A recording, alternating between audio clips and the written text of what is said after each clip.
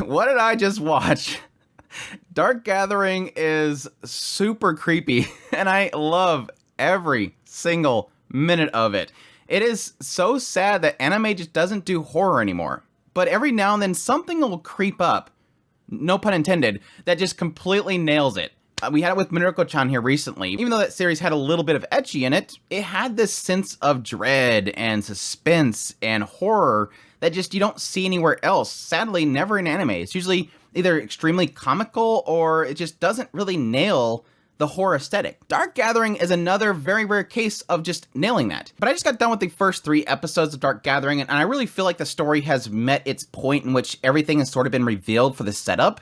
And I'm very curious where it goes from here, but this is my first impressions of Dark Gathering, a series that is airing in the summer 2023 anime season. It's going for 25 episodes, so let's jump into it. Dark Gathering opens up with Keitaro, and Keitaro really hates everything supernatural. When he was in middle school, he got involved with a very nasty spirit, and it got him cursed, and it left his friend injured. And following this whole tragedy, he became a shut-in for 2 years, until somebody came by and helped him, Eiko. Eiko is a childhood friend of his that kind of came in and helped him out, helped him study, and just kind of pulled him back out of his room. And that led to him being a graduate and moving on with his life. The two of them move on to go to school together, and additionally, he becomes a tutor. And yes, it just so happens, the place that he's going to be tutoring at is the home of Eiko. It's her cousin, Yayoi. And at first meet, Keitaro finds something extremely unsettling about this girl. There's a dark, heavy aura about her, an evil, nasty spirit. But it's not Yayoi, it's the doll that she's carrying. And the moment that he's acknowledging this, she knows that he can see it. So she goes, oh, sorry, and starts strangling this doll, which the spirit is inside of, right in front of him to kill it.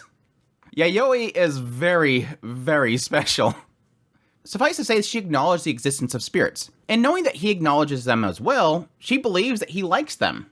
And so she keeps pulling him into going out and seeing supernatural things. All the while, he's like, no, I don't want to have anything to do with these supernatural beings. It's scary. They're dangerous. They cursed me once. His hand is cursed by a spirit. Well, over time, a couple things develop here. Yes, we find out that Keitaro really, really hates the idea of supernatural. We find out that Yayoi really, really wants to see the supernatural. But there's a reason why Yayoi wants to see the spirits. As we find out, her room, her bedroom, is full of dolls that are all possessed by spirits. Eiko at some point divulges to Keitaro the history of Yayoi. When Yayoi was very, very young, they established that she had 2 pupils. In the character design itself, you see like a regular eye, but inside the regular eye is a skull. But this is actually a story aspect. Her regular pupil sees pretty much what we see, the land of the living. But the other pupil, it sees the land of the dead. So for the longest time, depending on how she focused, she could see dead people or she could see the living. Well, at some point, something very tragic happened in her past. She was traveling with her parents, and at some point, this truck came barreling around the corner and slammed right into them. But just before the accident, she could see sort of a dark cloud. And it just so happens when she regained consciousness in that accident, she looked over to see that her mother was being taken away. And this is where it gets very, very unsettling, by the way. What it sort of depicts here is that her mother is being suspended and all these tentacles going into her body and including her stomach. And what's sort of keeping her held up looks like this massive spiritual womb and like some sort of gigantic infant within it and all these demons, tadpoles coming towards it. The symbols give me the sense that it's like these spirits are essentially trying to birth a spirit being, and they need her to sort of be the thing that carries it. Well, this is obviously very tragic to her. Her father's dead, her mother's dead, but the accident also made it to where she could see both the living and the dead at the same time. And despite the fact that she can see the spirit of her father after their passing, she's never able to see the spirit of her mother. So she's trying to find the spirit that took away her mother. So that's why she has this gigantic room full of dolls that are all possessed by spirits. And she wants Keitaro to help her because his curse seems to draw spirits to him. So it makes it easier for her to find spirits and take them down.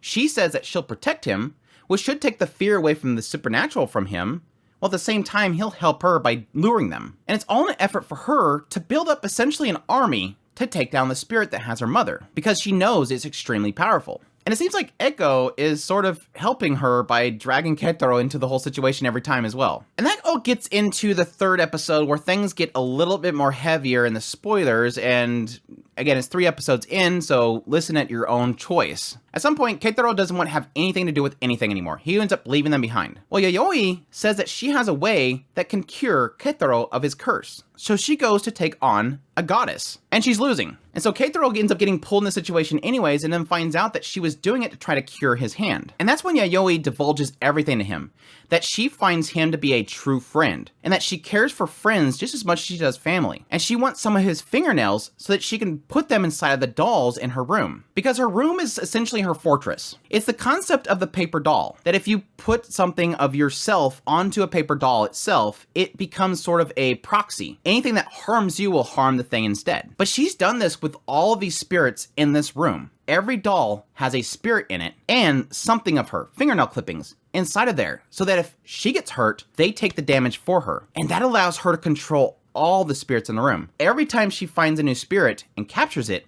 she puts it in the middle of the room and all the other spirits consume it. And then she says, "Do you want me to protect you?" And the spirit panics. "Yes, please help me from all these spirits killing me." Okay, take a fingernail clipping, sticks it inside there, and then it becomes another proxy. The other spirits don't harm her because they'll harm each other. Additionally, if one of them decides to go ahead and try it anyways, the others will stop them because they don't want to get harmed. She's creating an ultimate fortress and essentially an army of spirits that have been pretty much trained to follow her. Essentially submission through pain, submission through control. Yayoi is creating an army to take down the spirit that has her mother, and she needs Keitaro to help her. That's why she went after the goddess, something very powerful, something that could take down the spirit that cursed him. And, yes, spoiler, Eiko. Eiko is the friend that got hurt when he was very young. Anyways, that was a lot of explanation. There's a lot in the show in just 3 episodes, and I absolutely love it. Yeah, my thoughts on Dark Gathering, like I said 3 times now, I absolutely love this show, mainly because it nails the unsettlingness. It nails the horror, it nails the suspense, it nails that uneasy feeling that I love in anime, specifically horror. I'm not a big fan of jump scares. I'm not a big fan of gore for the sake of being unsettling. I like tension. I like that eeriness.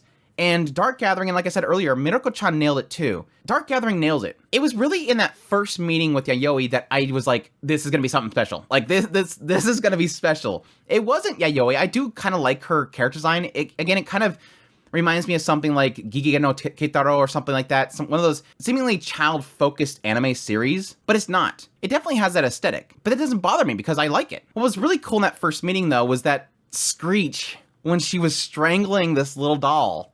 I was like, oh, that seems so wrong. It seems so, it gets into your nerves. And that happens like every time they deal with one of these spirits and she traps them inside this thing. She's always like doing something really crazy to it, like strangling it or just crushing it. And you hear that screaming happening from the spirit itself. And I'm like, God, this is so dark. And then the whole room of spirits. The room of spirits was so cool because at first, at face value, it was like, this girl sleeps in this room? Like, what the hell is this place? And it has almost that whole feeling of like the porcelain dolls, like just kind of clattering and stuff in the corners. But it's them shivering. They're afraid. They're not angry and trying to get to her. When that big reveal happens of what she's essentially created in that, like I said earlier, it's like a fortress for her. It's not just her too. It's like the entire Hozuki family. She's protecting that family by putting their clippings in those spirits too, so that none of them hurt them, and no other spirits hurt them, because these spirits will be angry. Like when she first fought the goddess, she didn't beat it. She got injured instead. So she took a piece of the statue, just a fragment of it, and brought it back to that room and set it in the middle and said, this is what hurt you guys. Not that her binding them hurt them. No, this goddess back here hit me and it hurt you. Get your revenge. That's what creates this whole kind of cycle of control. That was the cool part. It's like so screwed up, but so fascinating at the same time. It's a very creative system that this girl has created. Yayoi isn't like OP. She's not massively OP. She's not like some sort of thing that's gonna shoot spirit lasers. She literally just uses her mind. Yes, there's a little bit of a suspension of disbelief in having this girl with this crowbar jumping down and slamming down on somebody or something like that. But for the most part, she's just using her mind. She's not immoral. It's really fascinating. I'm still curious what they'll end up doing with Keitaro and what his curse is all about. Essentially, it's his hand over time grows these massive veins on him. and they have to cut him away with a blade on a regular basis. And when Yayoi seen the whole process, she said that there was something that was off about the whole situation. It could have been the fact that she knew that this was a curse that could easily be taken care of. It just required them to kill the spirit that did it. But there might be something else about him that's going to be special. It's probably those nerves themselves are probably something the other spirits are drawn to, something they want to consume to gain strength or something. The only real weakness this show has so far is that some things don't seem so logical. But I'm trying to kind of keep myself from really thinking about that too much, because I think overall it's going to be explained. Like early on, I was really frustrated at this idea of this really crazy little girl and her cousin, Eiko, is just like, yeah, let's jump in the car and go see the supernatural. And he's like, dude, I don't want to do it. And he's like, come on, jump in the car, and throws him in there and they drive off. It just seems so dumb. And then you also have that aspect that at some point, Eiko just says, what are you saying that you're afraid of the supernatural? When you were out there, you were looking like you were having fun. And she has that stupid like clown face going on, and it's like, please don't do that. Please don't do that. The only thing that bothers me about it is that it kind of turns Eiko from being like a person to being something else, and it just looks off. It kind of pulls me out of the immersion that I would normally have, because she no longer looks like a character, she looks like a clown. But I do believe that there's a reason for that. The early prediction I had was that Eiko herself was trying to pull Keitaro into Yayoi's situation. Well, Keitaro used to love this stuff, and he has a curse that can help us. Let me get him better, and then I'll bring him into our lives, and then he can help Yayoi. But then we got the semi-obvious reveal that Eiko was the one that got injured when Keitaro was young. So it sort of does put her in a position that she's involved. Now the question mark's going to be, is that Eiko hates Keitaro and is getting him involved because he got her cursed, or is it the other way around? I'm just curious why Yayoi never revealed that she knows that Eiko is cursed. Because I assume when Eiko was always having those gloves on, that she was just like Keitaro, because he always had a glove on to cover up a curse. But why does Yayoi never acknowledge that? You would assume that she's cursed the same as Keitaro, but maybe that's something that we'll reveal over time. I don't trust Eiko anymore. Ever since the clowny face, I'm like, yeah, Eiko is manipulating everything. I don't trust her at all. But again, it could just be that her personality is being manipulated by the curse itself. That could also be another thing. But yeah, early on, I thought the series was going to be very episodic, but thankfully so far it has not. It feels like there is an ongoing story throughout the entire thing. My only concern that I have now is that after these first 3 episodes, where it's essentially established everything. Like, we know what Yayoi's secret is, we know what she's doing, we know what Keitaro's doing, we have a purpose for him. The major overarching story is established. This is what our goal is. So the question mark's going to become is, now is every episode going to be episodic where they take down a spirit and add it to the dollhouse? Or is it going to keep that overarching story continuously progressing? They've been doing good so far. I have heard some chirping that this gets darker as it goes along, so I'm super into that. The PV is just full of nothing but crazy tentacles and stomachs like bulging out from tentacles. I know this gets super dark even from here. I'm surprised we haven't seen those scenes yet, except for the mother. But I'm on board. Like, so far all the horror and everything has been nailing it. I am super into it. The aesthetic has grown on me. I really like the style of it. I love Yayoi's design. It looks super cool. Everything is clicking for me. There are some rough spots here and there for the animation, for sure. I'm not going to say this show is a beautiful show, but it's keeping things moving. And yes, creepy ghost babies. But yeah, I think that's all my thoughts on Dark Gathering. Super into it. But yeah, let me know what you guys think down in the comments down below. Is it something you're checking out, or is it something that you're now going to check out? Let me know. Additionally, hit that like button while you're down there. If you're new to the channel, make sure that subscribe button to check out my content. I do news, reviews, first impressions, top list. If it's anime, it's pretty much here. Additionally, if you want to support this channel more, you like this content, I have a Patreon link, tips link, super thanks, membership button down below. Greatly appreciate everybody it does, and y'all take care.